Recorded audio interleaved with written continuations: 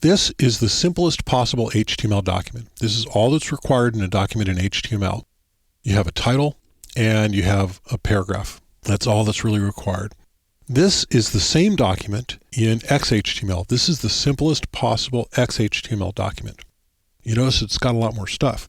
You look at this document and you look at this HTML document and you got to be asking yourself, why would I want to go through all this trouble when I can get away with this? And that is an excellent question. The difference is the XHTML document is going to work more consistently across more platforms on into the future. And so that's why we care about XHTML. And the truth is, writing this document is no more trouble at all than writing this document. All you have to do is have all of this other stuff saved in a template someplace. And whenever you start a new document, you just start from that point and type in your title and your content and you're going. And so it's really not any more trouble at all.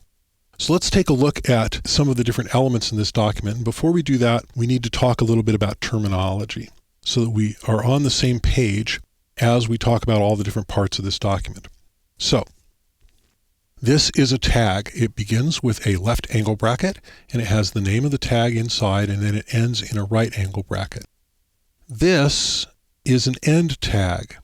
It's the same as the tag except it has this slash character between the opening angle bracket and the name of the tag. And so together these two tags are called a beginning tag and an end tag. And inside they have the content of the element. So all together with the begin tag and the end tag and the content, it's called an element. An element includes all of those pieces, begin, content, and end. The begin tag is this one and the end tag is that one. Okay? So this is a title tag. Here's the head tag, and you'll notice that the head tag contains the title tag. So everything between the beginning of the head and the ending of the head is the whole element, the head element. The head element contains the title tag and it may contain even some other stuff.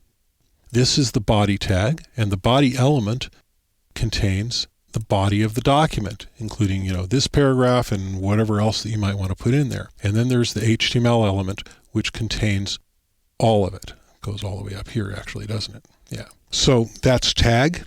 And that's element. A container is a type of a tag that has content. The P element is a container. It has content.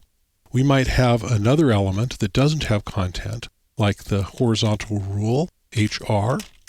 And there's a HR tag that does not have content. It stands alone by itself. Now in XHTML, a standalone tag that does not have content must have this little slash before the closing angle bracket. The reason for that is that in XHTML, all tags must be terminated.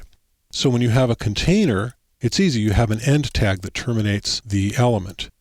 If you don't have a container, if you have just a standalone tag, then it must have this little shorthand for closing. It would be just as legal to write it this way, but nobody does. That would be just as legal. Now you have a begin tag and an end tag. So instead there's this shortcut, this shorthand, which says this is terminated. Now, this space between the name and the slash is not actually required. It is traditional, and so I tend to do it, but it's not required. So that is a complete HR element. It has its begin tag, and really it has its end tag built into the begin tag, so it begins and ends all in one tag. And that is a valid element that doesn't have content. Now let's take a moment and just talk about all this stuff at the top. This stuff at the top is required. That's really all you need to know about it. What it is, how it works, is probably not relevant. It's just required. This is what makes it valid XHTML, and this is what makes it possible for it to be read across a lot of different devices well into the future. So you just cut and paste it, you keep it in a template, and we'll talk about how to do that a little bit later.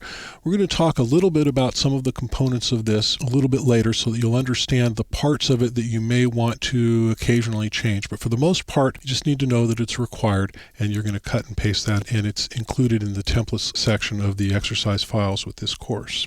So that's it. This is a valid XHTML file. If you do them this way, they're going to work across devices well and consistently and well into the future.